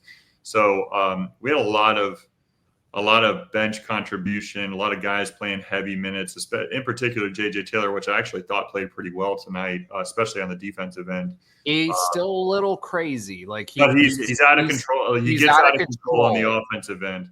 He had that steal and layup in the second half. That was just great. I mean, he made the layup, but in real time, I'm like screaming at my screen. My whole family is, like, my wife included, like screaming at the screen that he got fouled. And then I saw the replay, and no, he was just falling over because he was a little out of control on that spin move. It just looked like from the angle that we saw on TV that he was just getting hacked. But J.J. Taylor's got to kind of get a little bit more under control, especially on offense. But he does provide some good things for us. But hopefully some of these minutes that they got tonight will bode well for those guys. But we need to see a little bit more. It's just I think the biggest thing, and to your point about Benny Williams, I think it's just a broader point that I guess he pronounced his last name Yasus. Everyone was saying Josias in the beginning of the season, and now every commentator is saying Yasus, but Rokas Yasus. Along with Benny Williams. The unfortunate thing about this team this season is that we just have no depth behind our freshman, phenom in there in the middle in Chiam. It's just and Rokas are just not providing that depth. He's getting better. Like, he drives me nuts with some of the stuff that he does. Like, he swipes at way too many balls, instead of going straight up. Right. But at the same time, I mean, this kid is 17 years old. I mean, if we get to hold on to him, he's going to provide a lot of fun UCF basketball and great plays. He's so special. I agree so much. I mean, he's just something different. And I agree with you, Roger. Like, what I've been impressed with over the last few games from him is that a lot of freshmen, especially a lot of freshman big men, we saw it in Taco Fall. When it comes around mid-January, towards late January, they hit that wall a little bit. We even saw it with Taylor Hendricks a few years ago. Ben, did you hit that wall? I didn't. When you're sitting on the end of the bench, you don't really hit the wall that hard. But the freshmen, the freshmen that we've seen over the last few years, especially, I mean, we saw it, like I said, with Taylor Hendricks about mid to late January. He took about a week and a half or so. He struggled a little bit because he was just trying to get his wind back. And I haven't seen that out of Mustafa Chiam. And I think that is a testament to his not only athleticism, but his work ethic and how he prepares for these games during the season. Because it's not easy. We ask a lot of that kid. And I think for the most part, he's delivered another pretty good game tonight, 9 points, 9 rebounds. He was asked to do a lot tonight, and I thought he delivered for the most part. And then you look at his game against Houston, he was a difference maker against Houston. Well, I think the big thing for him, and I think he was able to leverage his height, right? We had a height advantage against Houston because they play a lot of small ball. That's but right. I think that what's going to be his next step, right? What's really going to make him a difference maker is when he learns to push people out of the post. He's good offensively, but when he learns his role in that perspective, when he's the guy, when we're doing defense that collapses in right towards that center, that was what Taco Fall was so good at. He was a great rim protector, right? And so I think he will grow into his body. One of the big things that people forget is there's a lot of weight training that's done in the front end of the season, and there's not as much heavy lift training that's done during the season. So he will have you physically can't do it, right? So this offseason, what I'm expecting out of him is to gain some muscle mass, right, and then maintain that, and then learn more about his post game when it comes to rebounding, when it comes to defensively, because he was out of position a lot tonight. Jefferson really had his way with him when it came to having him in position to be able to grab those rebounds. He bodied him. And like you said, this is a guy who's played 165 games. He knows how to do that versus a freshman who has not played that, especially at the Big 12 level. So I see a lot of that happening, but it's a bright spot. And then the other thing is the rest of the team that we saw get a lot of minutes, they have not played a lot. And so now getting them in there, they'll definitely learn. Was it just me, or did it feel like Dior Johnson played more than 10 minutes tonight? It felt like he was on the floor a lot tonight. I don't know. Well, I think that's because you looked at him and you looked at him sometimes and said, "Bro, are you trying to be a point guard right now?" I mean, that was the big thing. He was a little wild tonight. I mean, and he had 3 turnovers, but it felt like more than that. Lazy they were passing. tiny. Yeah, it was strange. But you can't do that stuff to most of the teams in this conference. You can get away with it with some, but not Houston, not Iowa State, not like maybe half of this conference. You have to be crisp. You have to be sharp all the time. Like this team with 40 minutes being on point can beat every single team. Yeah. We still haven't seen it yet. We've seen it. We've gotten close, but we haven't seen it yet. Yeah. Agreed. All right. With all that being said, I think we've beaten hoops to death for this episode thus far. So let's go ahead and pivot yet again. Pivot. All right. It's time for a little bit of listener love this week. So let's start with some comments that we got. There's Alan LV9RW. Interesting. level 9 RW, maybe. I don't know. He says UConn is a better school than UCF. UConn has the largest TV market in the nation, New York City to Boston. I lived in New York. UConn was on every so often, and no, come on. The only thing UConn has is the SUNY contract, right? So it has the best basketball program in the country, and no one else is close. And it won 2 Big East football championships in 10 years. It would easily be better than Boston College, Syracuse, Rutgers, and Pitt if it was given the same resources. So I don't disagree with that. So my response is UConn does not carry that market. The football program has a long way to go after the Big East move. The Big East football championship was not a very good team that lucked into it. It was a 3-loss team, if I remember correctly. But either way, it's not indicative of the current state of the program. UConn cannot afford to compete right now. UConn has a great basketball program again after falling off for a bit. Thank you for the comment. Yeah, I agree-ish because UConn has the alumni. They could, if they chose to, could focus on things other than basketball, and I think that's the core problem. They're not going to do that. That's just not like if you were thinking UConn again. My New York references for the 80s and the most of the 90s, basketball. I mean, it always was basketball. They put more money into basketball than they would football. And if they did the same thing for football, I do think they would be better than some of those other teams, to be honest. And counterpoint, if other teams put more money into those of that list, they'd probably be a lot better too. All right, so let me go back to his basketball this year. let me go back to his response. So his response, was, have you lived in New York or New England? No, I have not. I have never lived there. I have visited, but I have not been there. In fact, I have been to Connecticut. UConn gets more eyeballs in New York than Rutgers or Syracuse. No one gives a rat's alligator about Rutgers, and Syracuse is a private school 5 hours away. SNY carries UConn sports. Oh, there you go. I didn't even read this part of the comment. I didn't realize he responded. The football team was 9-4 this year. Yes, but against what competition? The playing field is uneven right now. My point is UConn football would do better than BC, Syracuse, Rutgers, or Pitt. If it was given the same money and exposure. So let me respond first before you do, Josh. Okay. I don't know about that. And by the way, we went down to one viewer after the UConn football talk. So I'm just gonna say this.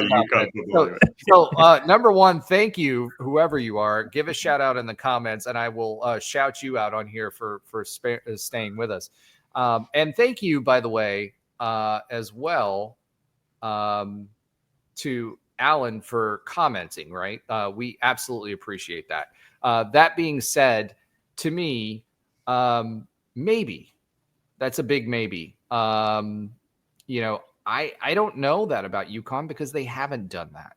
They haven't done it in the past, and they haven't done it going forward. They squandered their Big East opportunity. They brought back a head coach, Randy Edsall, who had given them success in the past. Again, my comment is about the current state of UConn football, not what they could do if they had something else. So at the end of the day, I appreciate the support. I agree that nobody watches Rutgers. SUNY. Yes, you have the SUNY, but that doesn't mean that people actually watch the UConn outside of basketball. UConn needed to do work for that basketball program to get back where it is, and it is doing very, very well. But football, you're going to be hard pressed to have a consistent, good, and competitive UConn football program for the same reasons that all of the other folks that you mentioned also struggle to have a competitive football program with those same resources. Josh, as the resident New Yorker, Who's got the best pie? And are there really rats the size of alligators in the sewer? No, just kidding. Why don't you go ahead and respond to Alan's here's okay, and I will note that this is my lived experience. I tend to agree that UConn, if they were given the funding necessary at a school and donor level, could probably overtake most of those Northeast schools. Honestly, I think that is true. And also it'll never happen. That's the truth. If you're talking about schools that are interested in football and perhaps making football more popular, Rutgers is probably going to be there. And I agree with you. No one cares about Rutgers, barely the people in New Jersey. And this is also so I've driven from Long Island to the UConn game in that frigid ridiculousness where O'Leary wouldn't put heaters on the sides. That was a debacle. I've driven to Syracuse a couple of times. I almost went, I have Syracuse University credits when I was dual enrolled. Hey, Josh, yeah. my front yard and my backyard looks like Syracuse, New York right now. Probably does. It probably does. So I've been there, and I'll tell you, there's a lot of homers when it comes to those teams in the New York area. Syracuse does well. Oh, it's like Carmelo Anthony's coming back. UConn, same thing. When I grew up, football, the only one who cared about football, Syracuse was doing okay. Penn State was huge when I was growing up in the 80s and early 90s, and Notre Dame. I know. I think Tim in Florida chimes in. Thank you, Tim, you longtime listener, viewer / commenter. He says a New York rat will make our Gators look like a petting zoo. Petting zoo. Yeah, I'll tell you, I was in the city during the holidays, right before New Year's Eve, and it was. Hold on, Tim in Florida chimes in again. UConn, why are y'all wasting time? Couldn't agree with you more, Tim. I don't know why we're even spending time on UConn.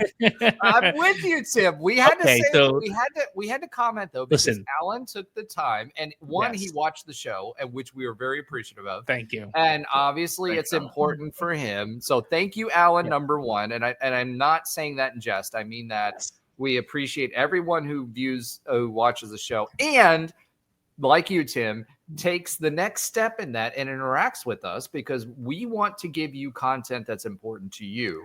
And so that's why we are spending a little bit of time on the green cows. So go ahead.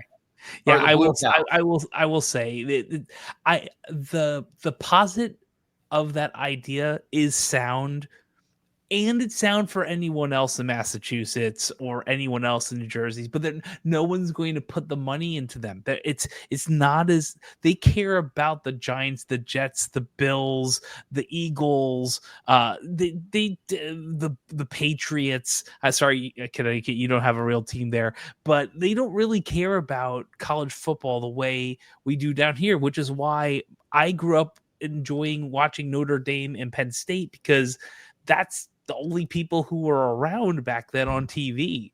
I didn't know anything about football, college football at all. Let me put it to you this way.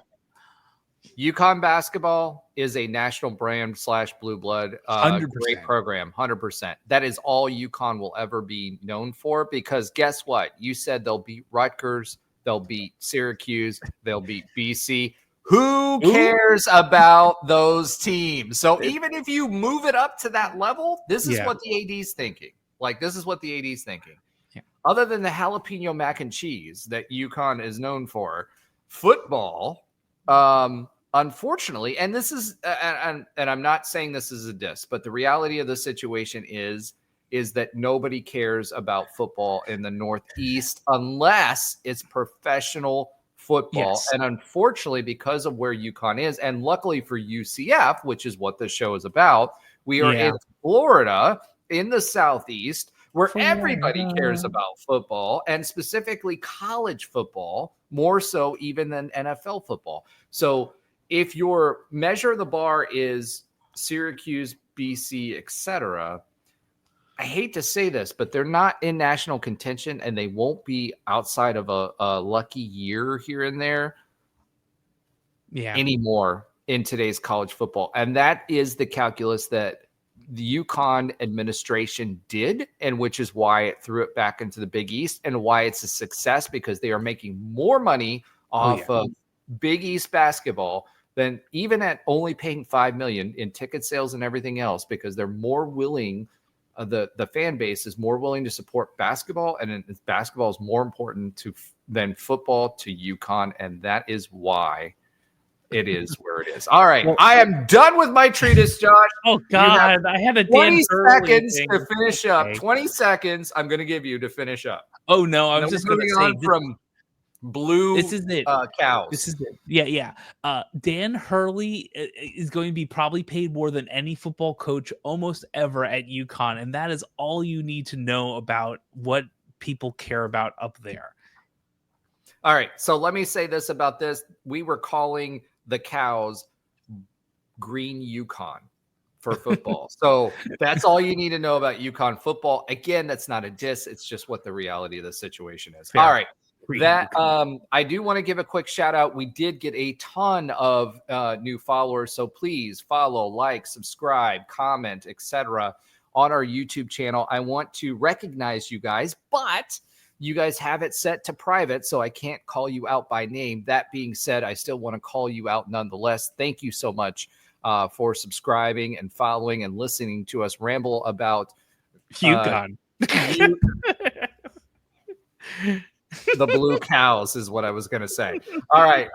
That being said, Alan is obviously not here, so let's go ahead and pivot again. Pivot. All right, pivot. There we go. Thank you, Tim. Entertaining show. Thank you. So I do not miss a show. What is the normal schedule? Okay, let me address that. Okay. Typically, it's a good question, Tim. I appreciate you. Great. It's a question we all have. Thank you for allowing me to address this.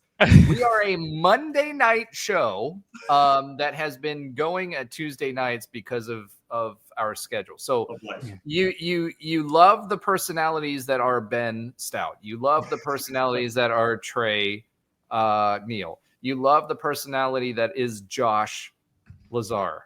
You love Alan Levin, right? Unfortunately, the past few weeks, because of the holidays and sick kids, to be frank, we've had to move the show to Tuesday nights. Our goal is Monday nights for every show, and that's what we will look to achieve. Unfortunately, the last few weeks we've gone to Tuesdays because of a variety of items. Ben is a father and a great father at that, so hats off to Ben. He participates in a lot of different sports. So we try to work around everybody's schedule, because you love the people that are involved and I love the people that are involved, and we want to have those conversations together. Unfortunately, it doesn't always work out. That being said, Monday nights are what we're going to be shooting for. If not, Tuesday nights are where we'll punt to, and I will try to get something out there. I have been putting YouTube shorts out there to let everybody know when we've had to punt, but Monday nights is what we're looking for.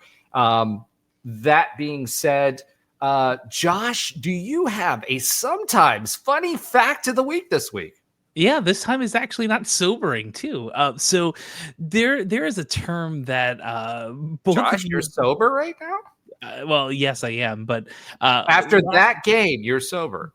I mean, I drinking water. Okay. So there was a great phrase everyone was using earlier, and it made me do some research. As you know, Dwayne Thomas Jr. played wide receiver at Chaminade-Madonna. And that sounds a lot like something else, but it is Chaminade-Madonna. All right, got it. He's not the only wide receiver from there to go to UCF. Not only that, there was one wide receiver from Chaminade-Madonna that made it to the NFL for 7 years. Dude, you are cracking me up every time you say that. You what, Chaminade-Madonna? Yeah, exactly. This is what you guys sound like. You have to run it back. It sounds like something else, but every time you take it's like Chaminade-Madonna.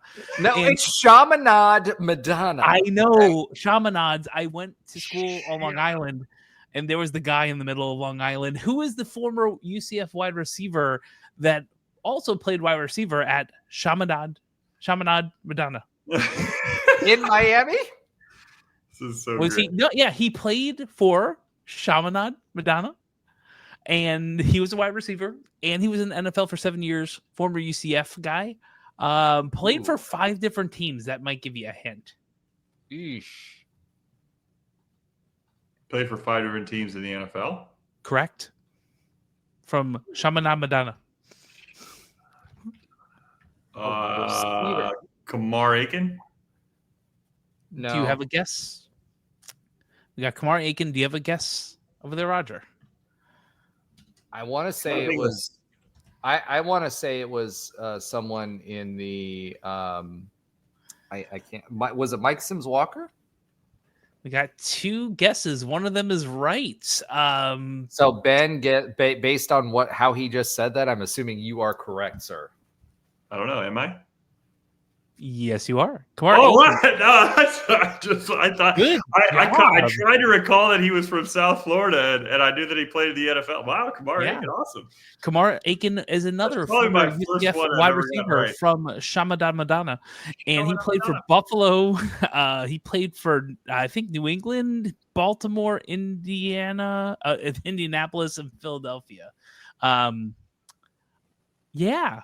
He's made the rounds, but he was in for 7 years, came from over there, and I was like, you know what? As many times as Ben was saying Chaminade-Madonna, and it sounded like that in my head. Okay, you guys.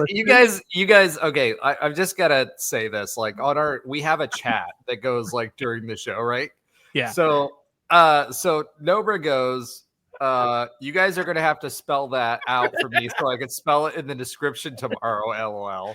Then Nobra Chaminade-Madonna. Then Josh spells it out, right. and then Josh goes Shamala Mong Ding Dong. It sounds like Shamalama Ding Dong, and to me, and I don't even know if that's a bad thing to say at this point. Ding dong, ding dong. Okay, we're no, that's keep their heads ringing. I know. All right. Okay, so now that we've got that established, Josh, let's bring this craziness home with the quick update on other UCF sports that Alan does not watch. Do you want to even bring up women's basketball right now? Not particularly, but I have to once I get to my notes because they are on another screen, unfortunately. But I unfortunately know by heart that they've lost 8 in a row. Is that not good? Well, that clearly shows that you do watch the games that Alan does not watch. So go ahead with that. I do some quick updates on them. They had another L to Oklahoma State. I think they're ranked 23rd, 24th at home. We lost 58-72. They have not had a win since December 7th. That's a long time. They're going to get one, I feel.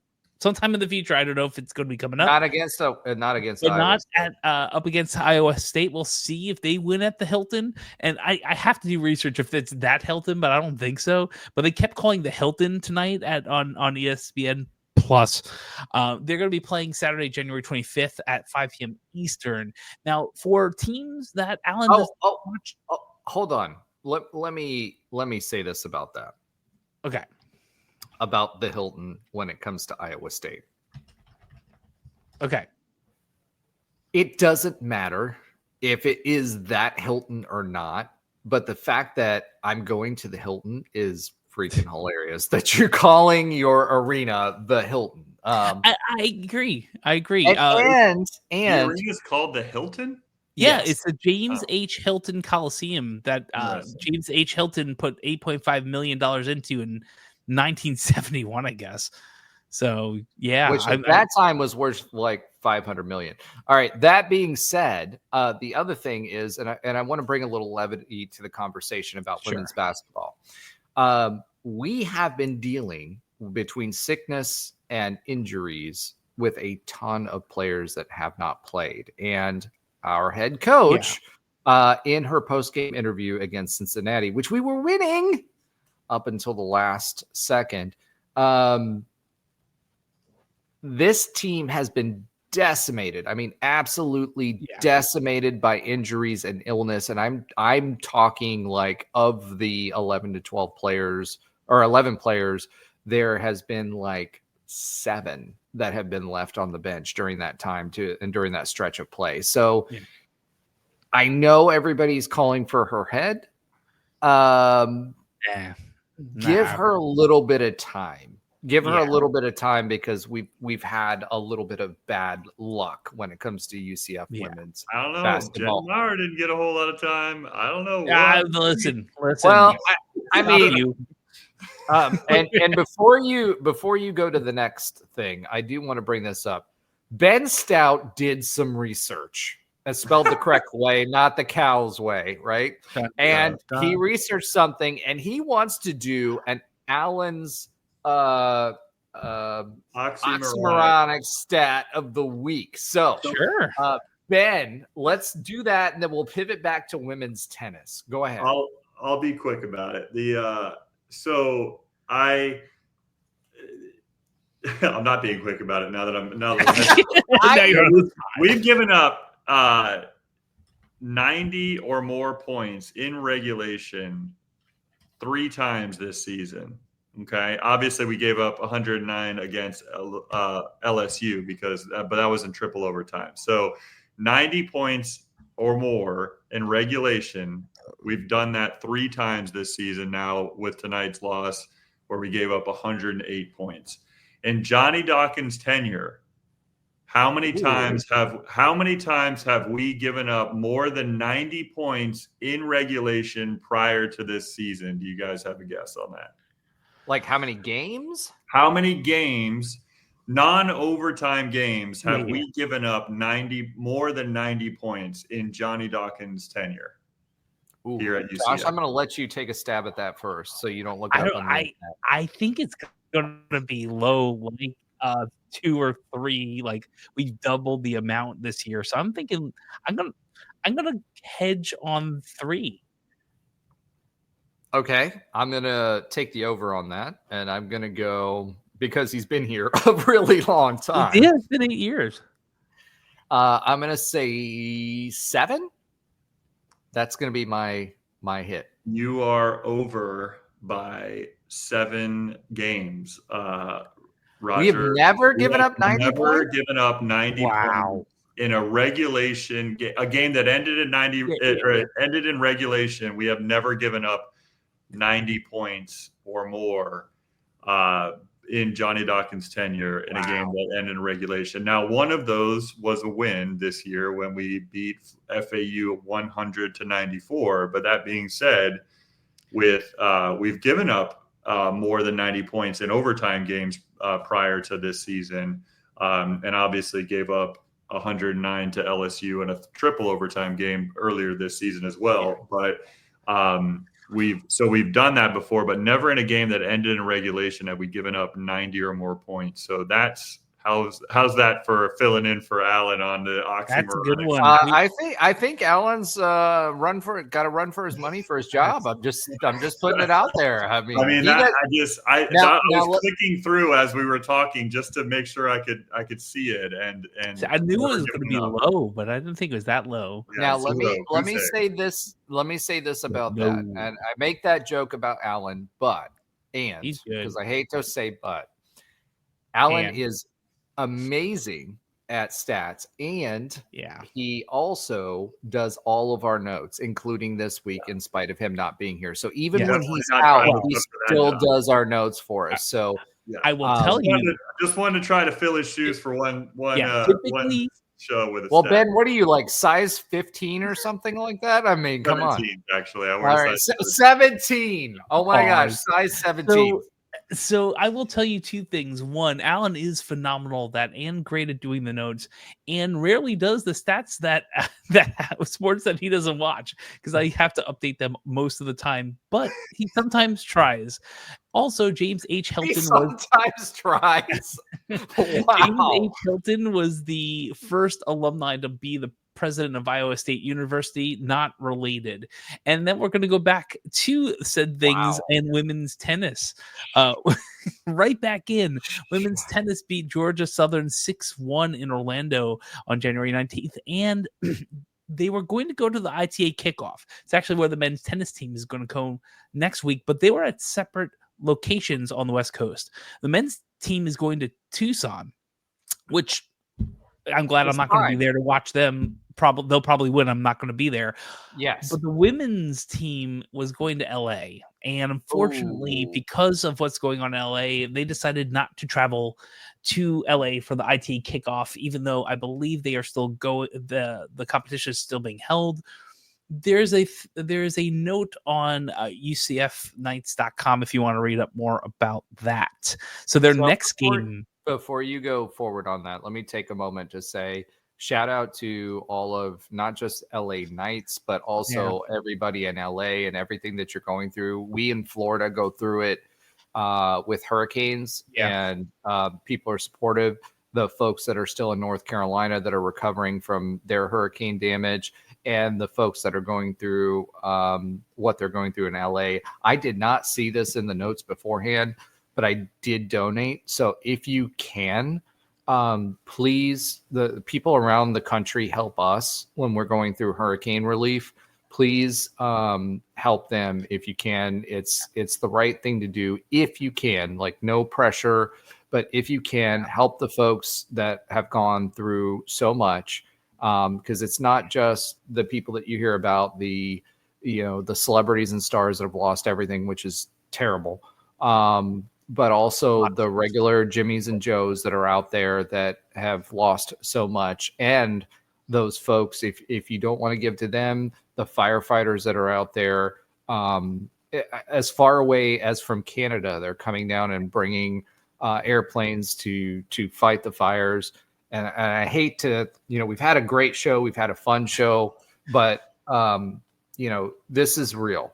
Yeah. And this is something that affects real people's lives. I've donated, and I'm not saying that to get any kind of kudos or anything like that.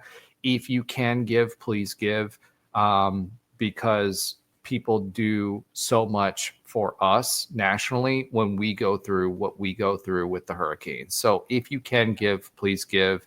I'm not going to say to give to any specific charity or anything.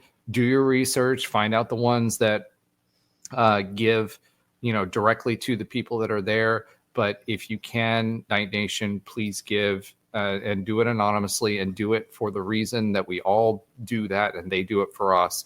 It's because we are Americans and they are in need. Period. True. So that's all I'm going to say about that. Should I lighten it up for 1 second? Yes, you should. Sure. I wanted to put that out there because we go through it every single year. I mean, we dodge hurricanes. Orlando got hit last year. I was in Orlando for the last hurricane, and people, people lose their livelihoods, and we all know what kind of stress that involves. These folks lost everything, and if you can give, please give. And I'm only asking that as an American and as a fellow citizen and as a neighbor of the good people in California. So sorry about that. No, it's okay. One of my best friends, Kat, is in LA, and she was in Malibu when all this was happening, and was there with a family she works for. When they got the alert that they were going to try to clear out Malibu after Palisades got, I won't say wiped out, but it's not good. It got wiped out. Let's be real. I've been in Southern California quite a bit. I have a lot of friends there. Like, they're good people. That evacuation text, then 30 minutes later, that it was not a real text, it was not good for anyone. So I will agree with that. And I will lighten it up just for a moment because, Roger, you know why you didn't see this before we got into the podcast, right? Because we were watching the Iowa State game. That's why. No, because Alan didn't update the sports he doesn't watch. That's because he doesn't watch them. I know the women's tennis has their next game at February 2nd, so it's going to be a hot minute in Orlando versus FIU. Well, right back on beat. Men's tennis, they are the team that you should be watching of the sports that you do not watch. They are 5-0. No. The Alan does not watch. Everybody else watches it. Alan just doesn't. It's not just Okay. Allen. Men's Okay. tennis beat Wichita State 6-1 in Orlando on January 15th. They beat Florida Gulf Coast 4-0 and Southern Miss 7-0 on the same day on January 17th. They are 5-0. And sophomore and Medi, I if you had a pronunciation guide on the website, I would get it right. I don't want to ruin your. No. You get to say it Oh, because did we I used say to it? do this with Okay. Andre, Always yeah. seems like it's Andrew easy on to- Nightline. Do you remember Break it this, down. Ben? No, you remember with Of course. Andrew on Nightline? You'd always give him the toughest ones to read. I would do the notes for that show, and I I- would give him the absolute most difficult names, and I would put that in his. Well, listen, I'm pretty certain we got Medi right. Medi is a sophomore. He's from Morocco. It looks like No. So And you get Medi, to say the last name. I'm going to. Let me Okay, get all right, to all right, it. all right. Medi Benchakroon is the Big 12 Conference Men's Tennis Player of the Week and only the second men's tennis player to earn that honor. The next game is the ITA kickoff. This one is actually in Tucson. They're going to play Oklahoma State on the 25th at 4 p.m. Eastern, and either USC or probably more than likely number 6 Arizona on January 26th with time to be determined. Lastly, Pause. What? I will say this about that. This men's tennis team and this women's tennis team have been very, very good for a really, really long time. Yeah. So if you're not following them, please do support them. Golf is another one, and so is rowing. And I know that sounds like, okay, well, we care about football, we care about basketball, whatever, right? Support them because we have one of the top in the country tennis teams. Actually, I won't say teams, programs in the country. So this is someone you want to a program that you want to follow because they are consistently good. So please make sure that you're following them. Absolutely, 100%. That being said, the UCF dance team made history this last week. Her story? I don't know. They were History. history, medaling in the hip hop finals for the first time in program history. They were third behind UCLA and San Diego State. So I guess California knows how to party. And co-ed cheer finished 5th for its 26th top 5 finish. And UCF, Hold on.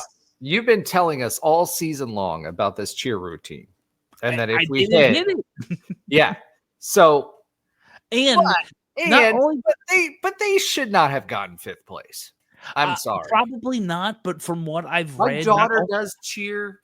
They should not have hit Alabama. I think didn't Alabama basically have almost our same routine? Like something weird. 100%. It was very odd. All I can say is that thankfully the green the blue cows or green Yukon. I like green Yukon. I got to use that more. Green Yukon did not win. Blue cloud. Yeah, blue cows because no. Blue cows. It's got to be blue cows because I coined that phrase. Green Yukon. Okay, blue cows. Blue cows. It is. Okay, Blue Cows did not win, and I guess they hired some pretty amazing staff and went and did some. There's a reason they've been doing well, but Linda Gooch is a reason. Awesome. But Linda Gooch has been here for years and years and years and years and years, and is a well-known person in the cheer sport, and 100% deserves your support. And the Cows have another number 2 to celebrate for decades to come, I'm sure. But no trophies, no championship trophies. No. Well, we yes, except for Rocky the Bull. Yeah, that's nah. So that's all the things that Alan will not watch. Yeah, we're good for this week. All right. So I just want to say this. Thank you, everyone, for, following, liking, commenting, supporting us through all of this. We will be converting the Nightline. As you know, we have our roots in the Nightline podcast. We will be converting the Nightline Twitter account to the Knighted Ones Twitter account. So those of you that follow Nightline podcast, which Ben participated in and was a key member of, Trey was, etc., we'll be converting that Twitter account. So all of you will be welcome to the family. One thing that I ask of all of you is that if you enjoy what we do, and we enjoy doing it with you, because this is a show that is designed to include your participation. If you enjoy what we do, please tell others. One of the things that we don't have the time for, unfortunately, because we enjoy what we do, but we don't have a lot of time outside of this, is we don't get the word out as effectively as we should. Yeah. So if you could, please obviously subscribe, follow, and tell your friends. We do this for Night Nation. We love what we do. We love doing this with you. And the more friends that we have, the bigger family that we grow. We don't make any money off of this. We just enjoy spending time with you. So please tell your friends, and we appreciate your support. So I know that's super serious. Make sure you support our North Carolina folks. Make sure you support our LA folks if you can. And if there's anything that you'd like to see, hear, communicate, talk about, incorporate into our show, we would love to have you be a part of it. So thank you so much, Night Nation. And shout out to Britt, who's in the hospital right now. If you guys know Jan and Britt, I didn't know. Yeah, she's in the hospital right now. I love Jan and Britt. I've met them both. They're wonderful people, big supporters of UCF, do a lot of things with UCF. She, unfortunately, it looks like, as of the last update from Jan, it looks like it is food poisoning, which would be a great thing. But, still, Britt does many great things for UCF, and we support her. She's a lovely person, as is her mom, Jan. And if there's anything we can do to support her, obviously we'll be there. But if you're so inclined, say a prayer for them. If you're not, that's okay. Give them well wishes, and let's have them in our thoughts, because she is in the hospital, and she's having a tough time of it. So thank you so much, Night Nation. Ben, Josh, I'm sorry I've been so serious tonight. Is there anything else you want to add? No, it's okay. No, I just went on Twitter. We love you, Jan. We're absolutely praying for you for sure. Yeah. And if there's anything we can do, let us know, and we'll 100% support you. So go Knights and charge on. Charge on, baby. So do you think I'm going to get anything from Cyclone Larry about all that Iowa State stuff? I mean, we have